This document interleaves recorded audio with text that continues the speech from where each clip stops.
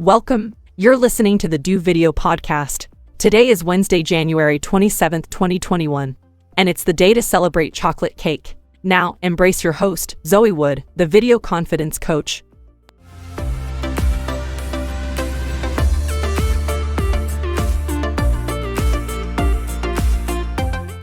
G'day crew, it's Zoe the Video Confidence Coach here, your guide to personal branding.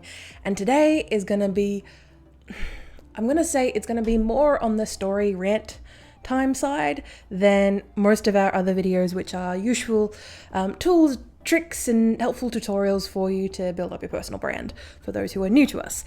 But today I just wanted to have an excuse just to do a story time, and through this story, hopefully you will learn from me and you will learn all those lovely things that I didn't do. Now, I want to preface going forward that these are just, part of life experiences. I'm going to be intentionally vague because I'm not even sure if this business still runs anymore, but everything that I'm about to describe to you is perfectly legal. Somehow, in some way, it's perfectly legal. It doesn't seem morally right, but it's legal. Yay. But that's why I'm just going to be vague about certain things and just to cover legally. Because again, I'm building a personal brand. Doesn't mean I have much money for lawyers. I know plenty of them, but doesn't mean I have money to pay for them just yet. All right, let's get started. You're listening to the Do Video Podcast. So let me take you into a lovely story of the day that I got threatened 14 times by random strangers on the phone for not really doing anything major. All right, so let me take you back, all the way back. So I was about just freshly 16 at the time. So I want to say 2011, somewhere around there. So I want to say 2010, 2011. Again, I'm not entirely sure what times. And around this time, as well as running my business, which of course I was doing while balancing high school, while trying to look for clients, but while also not having a whole lot of internet access, I also did a paper route. At the time, it was supposed to be a way of, it's guaranteed money, but also you're able to get out there and do exercise and all that good stuff. For any one of those, if any of those sound like something that you've heard before in childhood, don't worry, you're not alone. That type of mentality of do something that is physically labor to, get you moving, get you exercised. So with this paper round, at around about the 2010, 2011 mark, they had done one of their 2 yearly audits or something like that. And they decided that instead of paying you this amount for the amount of papers you're running, because we're going to give you more papers to cover more houses, and we're going to pay you less for it, for whatever the reasons. And at that time, I just thought, no, thank you. I lived in an area that was incredibly hilly.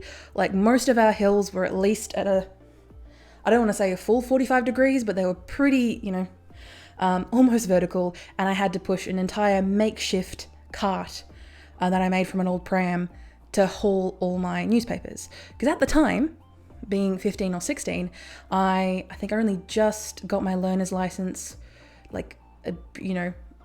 nearing the end of my paper round. So I didn't even have a car for most of it. So all that happened. So essentially I dropped it being like, hi, cool, thanks. No, thank you. I'm not carrying on. And by the sound of it, a lot of people who were doing the paper round had the same experience of, hi, we're going to pay you less for more. And we're just like, okay, bye, we're just going to find something else. And at this time, where I lived and where I worked, I didn't have a whole lot of access to jobs. And there was a little bit of nepotism in the sense that unless you knew someone who knew someone, you weren't really going to get a job, especially if you were 16 and perceived to have no skills. Running a business didn't count for some reason. But that's just my bitterness getting in the way there. So essentially what happened was the same woman. This was like the fourth one that I'd gone to that time. So through my couple of years of running a paper round, the place to pick up the papers, or the drop-off point as it was called, had moved to 4 different houses over that 2 to 3 year time that I was doing papers. And this fourth woman, she gave out these flyers on our last pickup date, because you give your 2 weeks in and you do the last 2 weeks. And she gave out these flyers and information and started talking to us individually. This woman who we never really saw before, we just picked up stuff from her front yard and her garage. We never saw her before, but as soon as most of us were leaving, because we're like, no, thank you, we're not doing this anymore, she started giving out these flyers. And of course I was picking up my papers, so might as well take it with me. And reading it was about this business opportunity. Again, as a business person, even though I was 15 or 16 at the time, let's come up with the red flags here.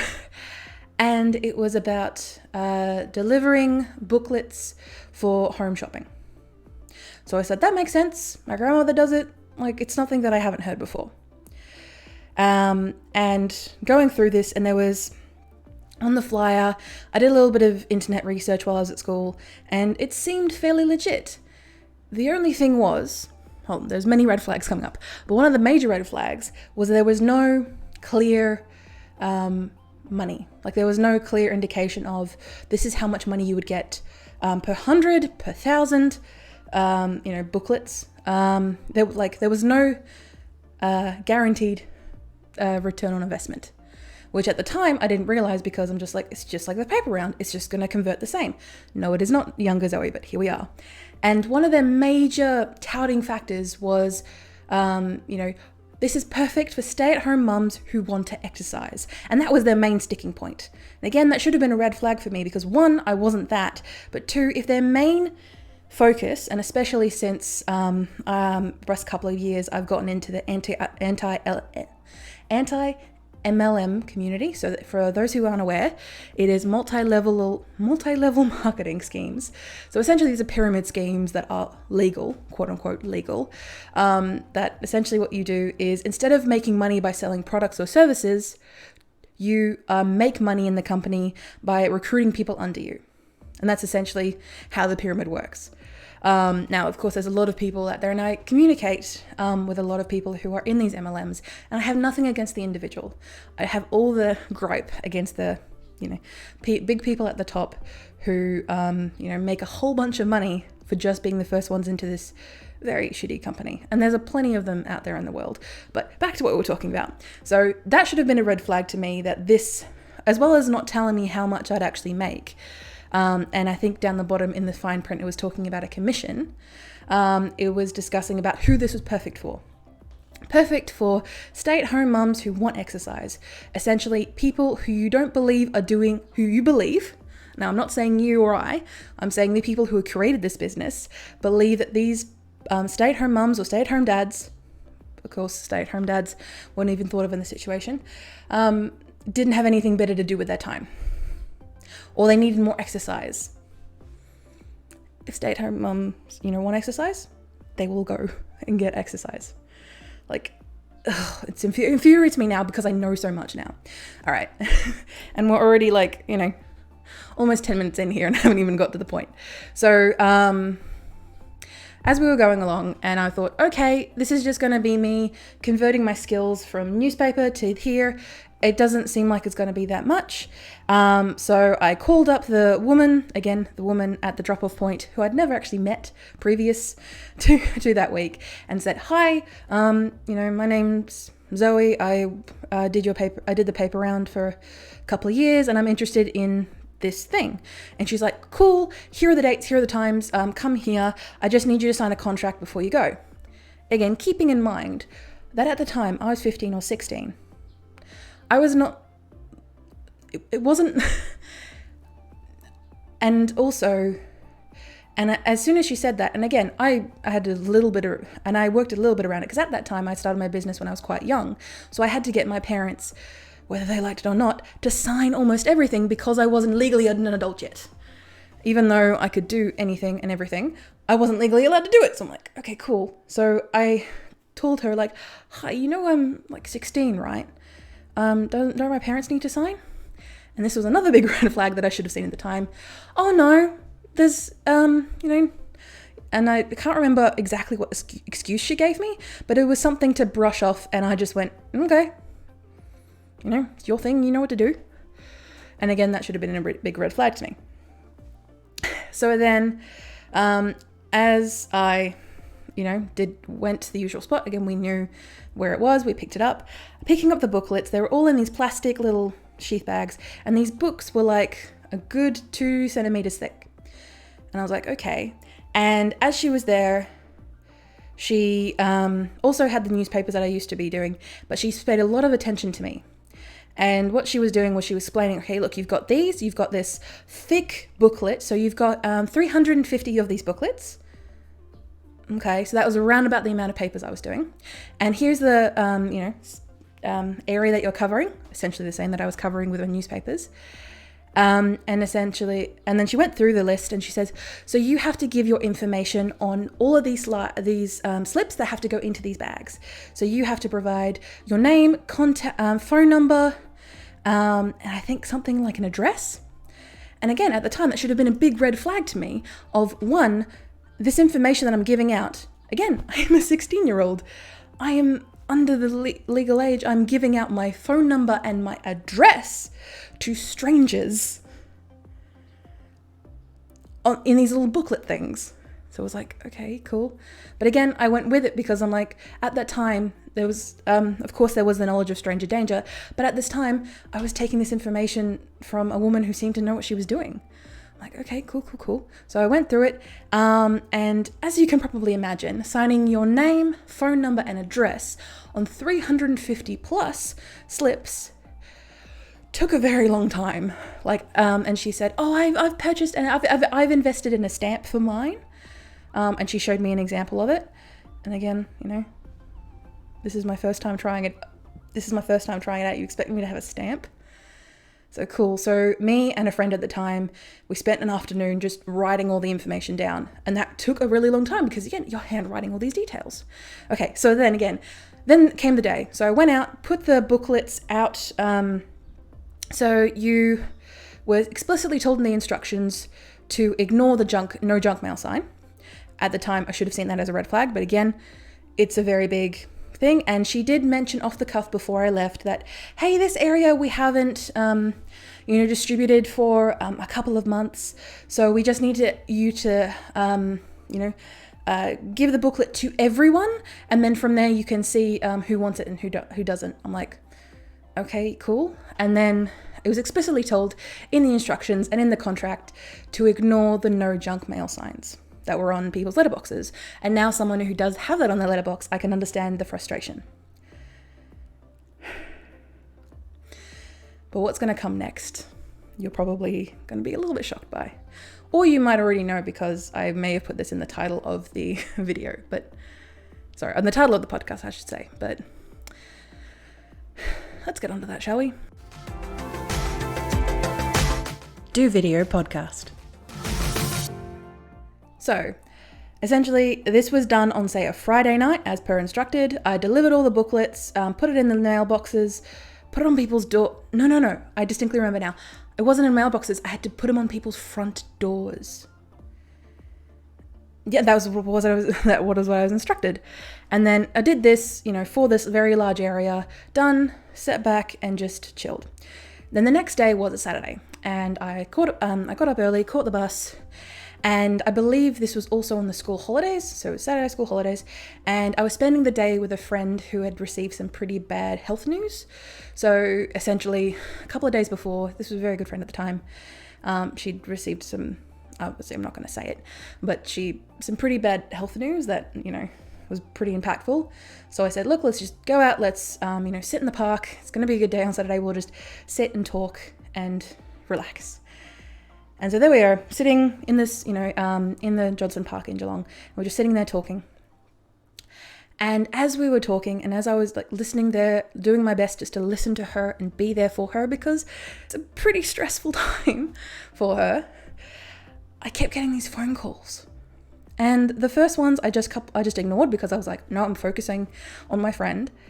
But it was getting to the point where I was getting 2 or 3, and I'm like, I'm sorry, I really need to pick this up. Maybe it's all from numbers I don't know, but maybe it's my parents or friends, or I don't know, but do you mind if and the next time it called, so again, this was morning, afternoon, midday stuff, and I picked up the phone, and I picked it up, and I said, hello, and this said, hey, is this Zoe?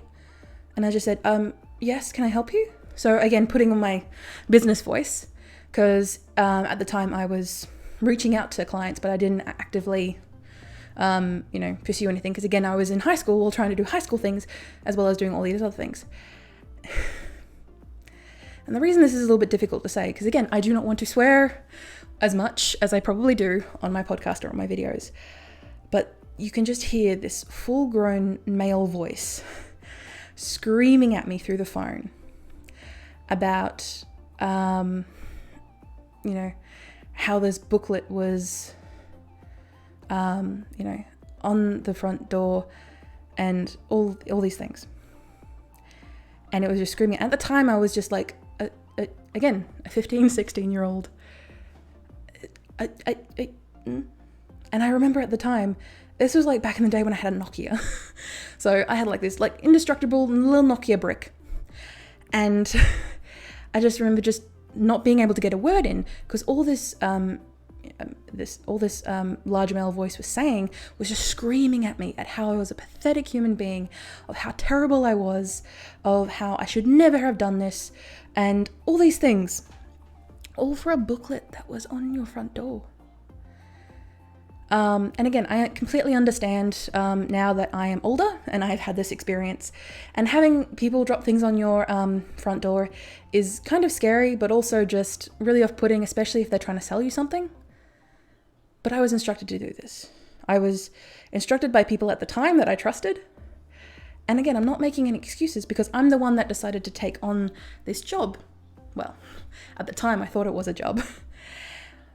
But he was not the only one. And after I had listened to this man rant on me through the phone, and again, my friend is sitting right across from me, across the picnic blanket on a sunny day, like staring right across from me. She could see that I was literally crumbling and shaking because, yes, this full-grown male is literally screaming at me for a book that may or may not be on his property. So there was all this, and I'm like, and then after I finished that, after he had got it all out of his system, he said, "You got that?" And I just said, "Yes." And then he hung up the phone, so I stopped. And I was like, okay. And again, my friend, may I remind you, I was there for her. I was there for them. I was supposed to be there to help them, to make them feel better. And I looked at all these messages, these text messages that I was getting on my phone, and it was just all these terrible things being said to me, again, because my name and my number and my address was on the freaking slip. So then over this day, I looked at the messages, and I listened to a couple of the voicemails, and it was the same thing from angry people, just very different things, of just these people just screaming at me. And I was trying my best just not to think about it. And again, eventually I just turned off my phone, and I was pretty much in a ball crying. Because again, yes, it was a situation that quote unquote, I had put myself in. But again, I was 16. I was under the legal age of an adult. I had given my personal information to these people. And on that day, I was not there, because I was there with my friend, who then had to comfort me for the rest of the day. And they had actually come to my house. They had come to my house with this, bag and this stupid freaking book in hand, where I think it was either my father or my mother had answered the door. And I do distinctly remember my biological father mentioning that, as soon as he came to the door, these people kind of stood back because, he's big. But their reaction to him was very different to the way that they acted to me on the phone. And it was happened multiple times, that they came to my house to drop this off and just yell at, my father and mother who was there. So eventually, after I had turned my phone on, after all that situation, been able to compose myself, I called the manager and said, look, this is what is happening. I've received like 8 calls by this point, and multiple texts of people threatening me and because of this stuff. And she's like, oh, this has never happened before. Are you sure it's because of this? Big whooping red flag right there, like bam, bam, bam. That is that is, yes, you can be surprised that type of thing was just like, you've heard this before. You've heard of people doing this before. So yes, after that day that I'd composed and felt a little better, and again, my friend who I was there to support, I remind you, I was there to support her, had, made me feel better, done all that.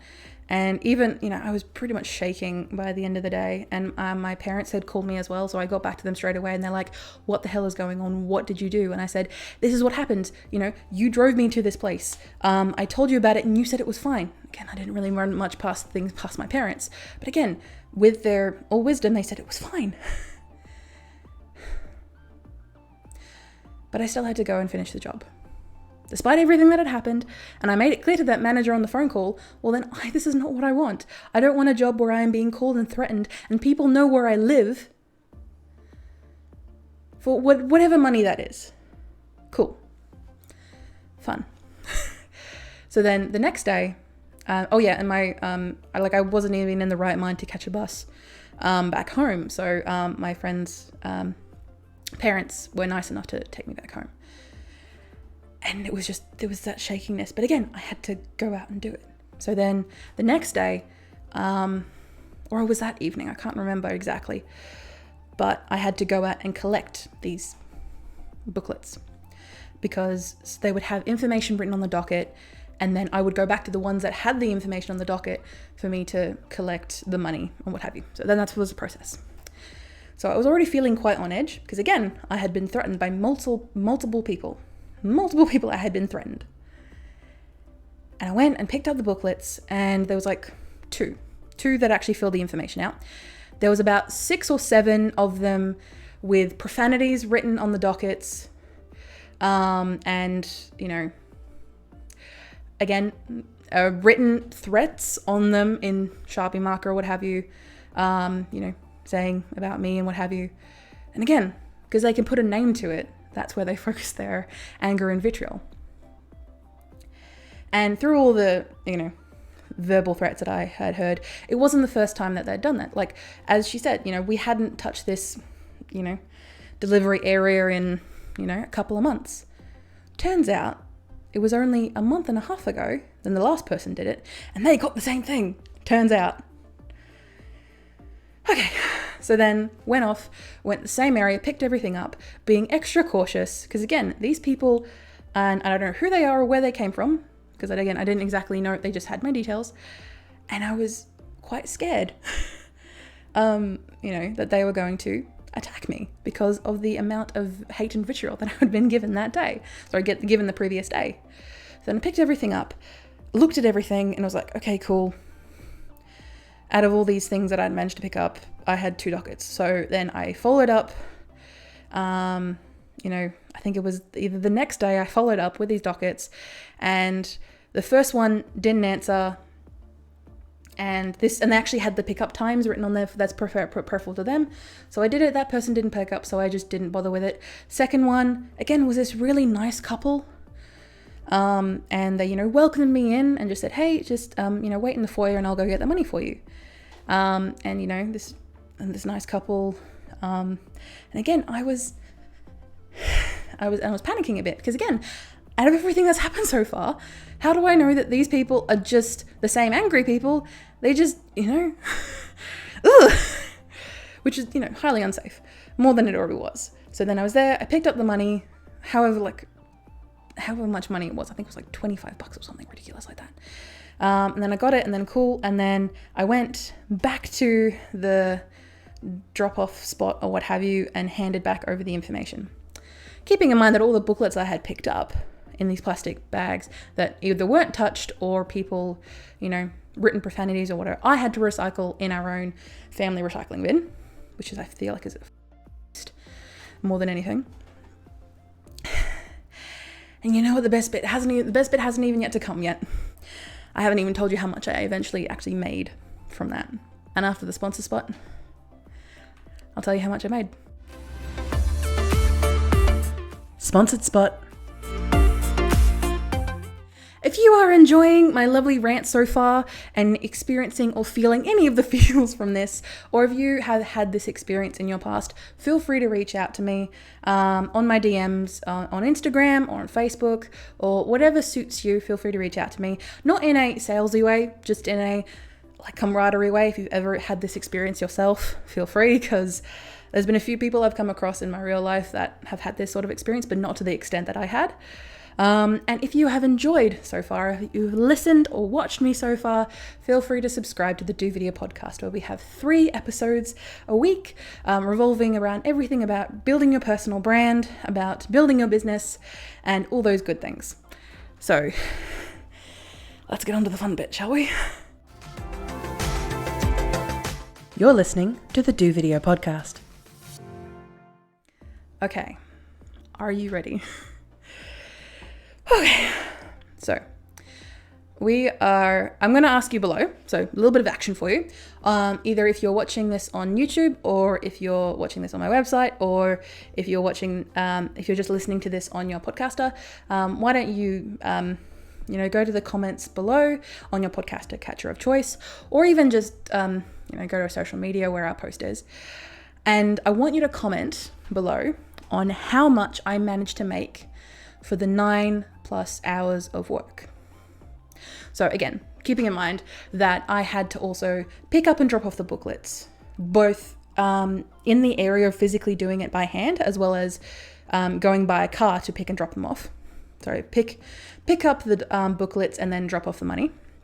3, the actual being me listening to people threatening me over the phone, and all that lovely stuff, as well as, not to forget, the multiple the afternoon that me and my friend, 2 people, had to take just to sign our information into those, sign my information into those dockets. So keeping that all in mind, 9+ hours. Of course, it probably would have taken more because it was my first time doing it, and it will always take longer than you think.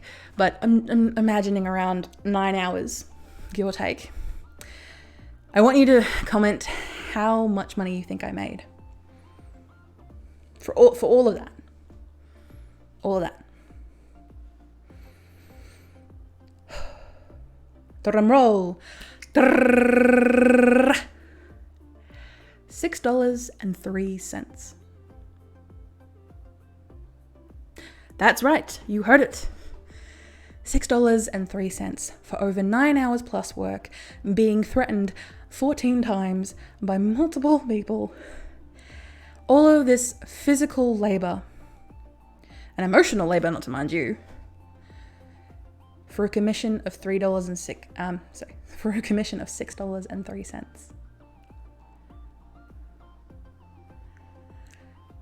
Yeah, and as I said at the start of this podcast, it's totally legal. It's because you're doing it based on commission.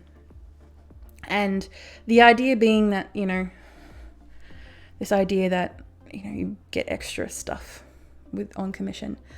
Personally, I believe if you quote unquote work on commission, that you should have a baseline of, $15, $20 an hour if you work in Australia. Obviously it's different for different countries, but at like minimal living wage, and then your commission you put on top is whatever, you make from that particular sale. But the whole thing, that whole situation, $6.03. Didn't even cover the petrol to even pick up the damn things. And even though throughout this experience and throughout this podcast that is probably quite long at this point, it may feel like I got quite flustered and quite upset, because at the time I did. At the time I was quite upset. And as you can imagine why. But now that I've had time and space, almost 10 years at this point, give or take, I am quite grateful for the experience. Even though I was threatened and strangers who wanted to hurt me had my address and my phone number and my name, I wasn't physically hurt.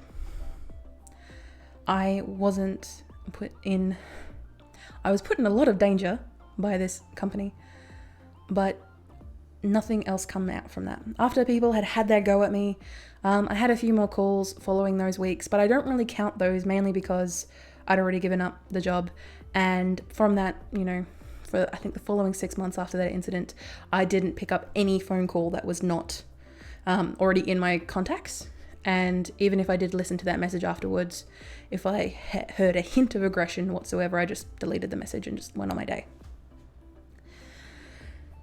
But one thing that I'll stress to you now is the reason that I am now grateful for the experience of learning these red flags and all these things and being able to share these with you so then you can avoid them in the future is because I'm no longer in it. I'm no longer in the situation where people are calling my number and threatening me. I'm no longer in the situation where I'm lugging around these books of random crap for $6.03. I'm no longer in a situation that I am being threatened or physically abused in any way, or emotionally or mentally abused in any way.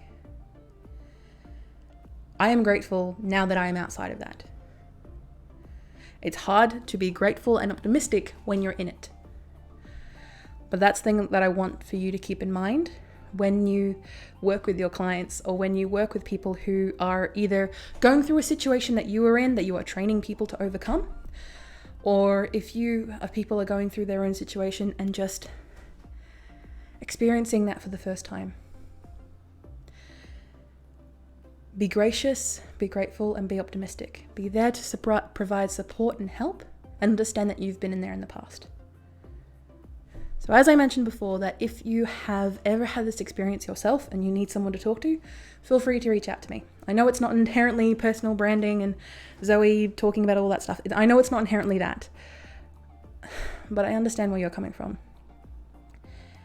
And I want you to understand that I am here for you.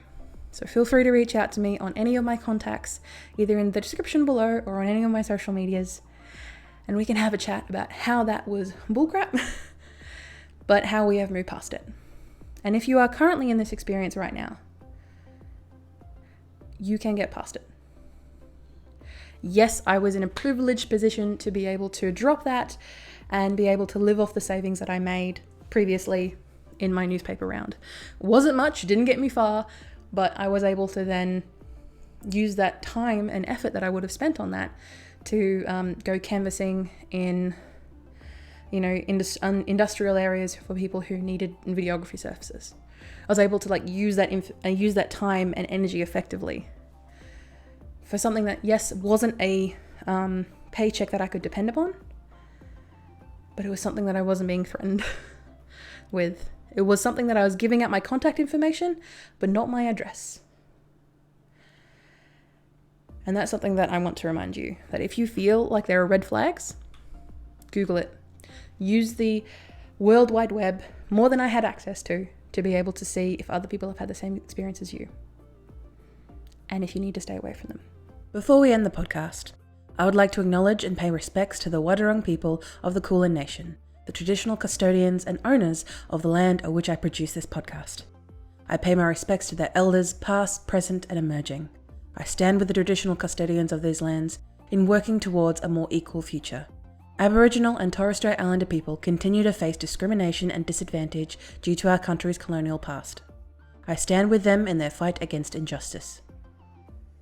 The Do Video podcast and Video Confidence Coach exist purely for educational purposes, and all information provided is of a general nature and should not be solely relied upon to make a branding decision. That's why you get me to consult with you directly. Wink, wink. My email is pod@vcc.training if you're interested. I ask, if you like the show, to subscribe and give me 5 shining stars on your review on your podcaster of choice. And join the Video Confidence crew by following me on my socials. Links in the show notes below. TLDW, too long, didn't watch. So, see, if you get a job offer or anything like that, or any side of work or job, make sure that you know or see the price or the salary that you'll be getting for the work. If there's no amount, don't do the work. Have a clear port of call for any issues, updates, or changes, like a manager or even a manager. Have someone above you that you can talk to when things go wrong, because if that person above you is not helping, someone above them is going to help. And if you don't get clear answers to your questions, walk away. If they are being obtuse in any way, you walk away. What's next? Thank you so much for listening to this lovely rant and looking how much time it's taken. Ooh, it was a rant. But as I said, if you feel like you have experienced this type of thing in any way, feel free to reach out to me. I don't believe I can actually help you with any of the physical, mental, or anything like that. But if you need a friend who experienced the same thing as you, feel free to reach out to me. The one thing that I would like you to do next is to check out the video, the facts about standing out where using your personal brand. It's about, a little bit more of a rant about my personal experiences in life, but that experience or that entrepreneurial drive to just keep going and keep doing and have an action that comes out of your talking. So if you ever have that experience as well, why don't you check out that video? All right, I will hear you guys, you'll hear me. I will see you guys, you'll see me next time, and hopefully the next time it won't be a rant. All right, bye guys.